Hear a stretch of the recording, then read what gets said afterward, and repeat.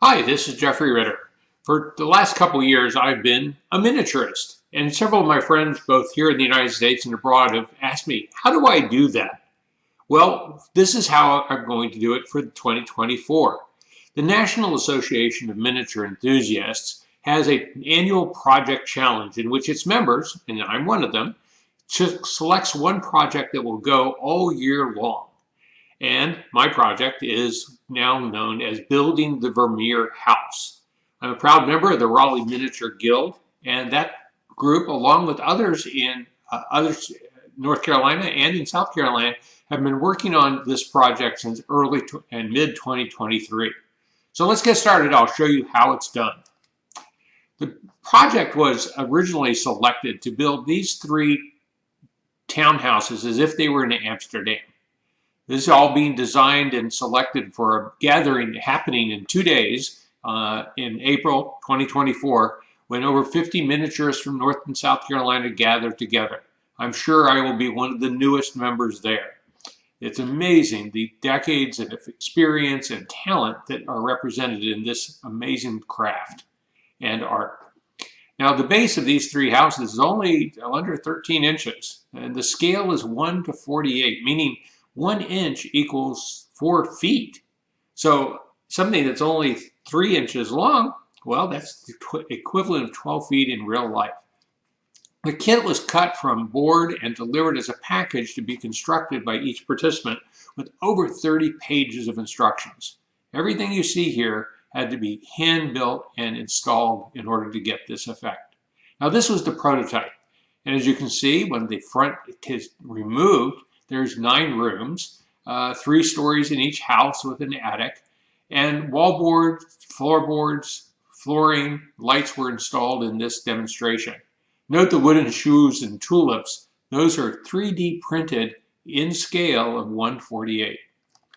Now, that means each room is about 10 feet in height and 10 to 15 feet in the floor space.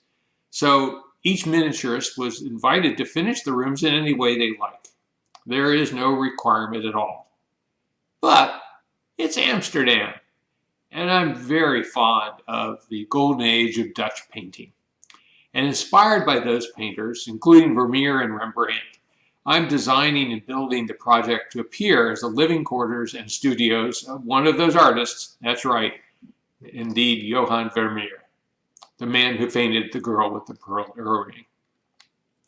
Now, I started in the 4th quarter of last year, researching the buildings and interior elements, trying to select and figure out what I could buy and what I needed to build, what woods to select. And in early 2024, I finally began submitting this project as my annual challenge and beginning detailed room design drawings, both as an architect and as an interior designer. And as this project will soon reveal, you also have to be a mason, a carpenter, a carver, a sculptor, a painter, a seamstress, and maybe a few other things that I haven't even thought of yet. Now, the research focused on finding the images of the rooms and the paintings they portrayed.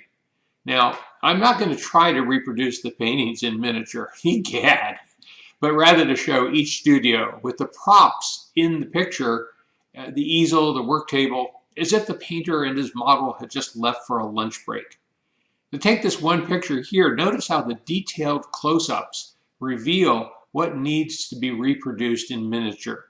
The carafe, the mug, the glass, the pipe, the table covering, the floorboards, the structure of the chair, the metal rivets holding the chair together, the leather work on the back of the chair. All of these invite me to be reproducing them in miniature. Here's another example. Notice here where the portrayal of the easel actually informs me how to build the easels accurately and in the proper scale, even with the holes for the pegboards to set up the different height of the frame and of the canvas that's going to be used. I thought it was also interesting to see the board above her head and actually serving both to protect the work and perhaps handle the light on the work. One more example, notice how drilling into the picture and looking in detail actually tells you what more has to be developed. In this field of artistry, it is the small stuff that matters, both for the original artist and for the miniaturist, even the aspiring wannabe like myself.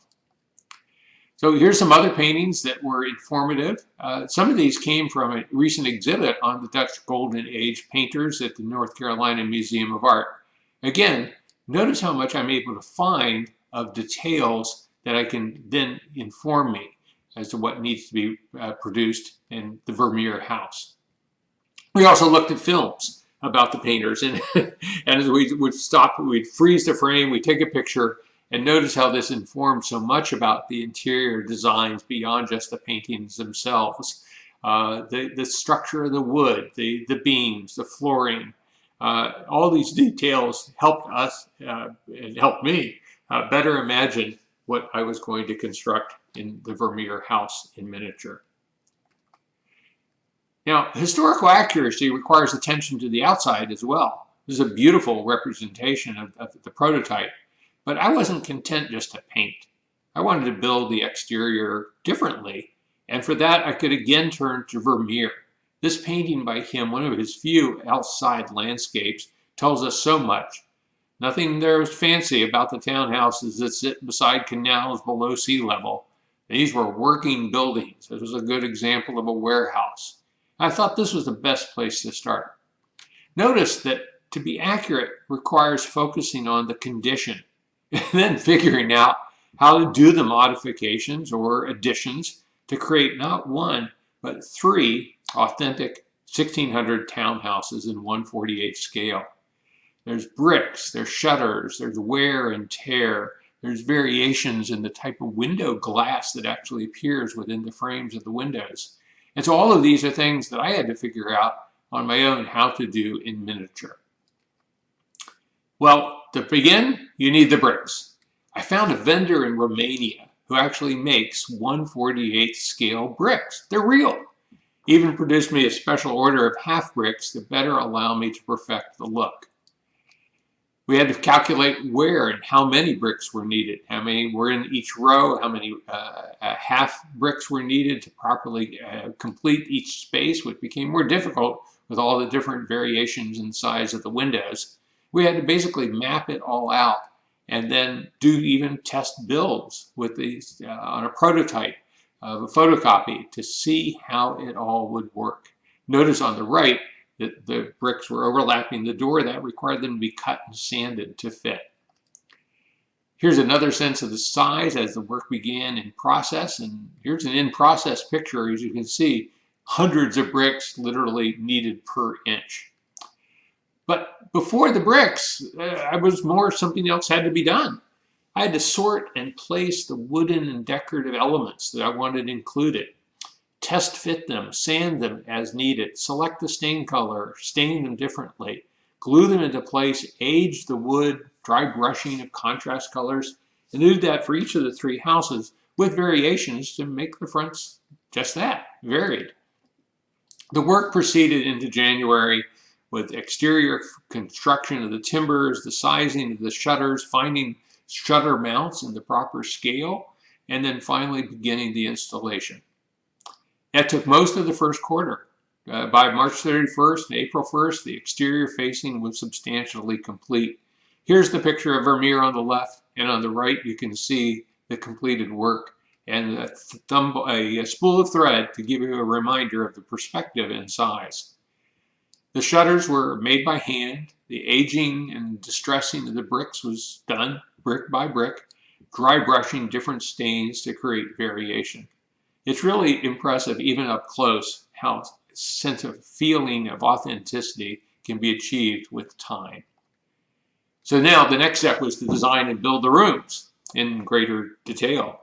Here was the way I laid it out. Remember the 3 rooms in 3 houses? The bottom floor would be a kitchen with the door into the dining room. The dining room would be fancy and would go into the master's office. The master's office has a staircase up to his bedroom, which also would be fancy. Then the middle room on the 2nd floor was for storage and paint production, very rustic.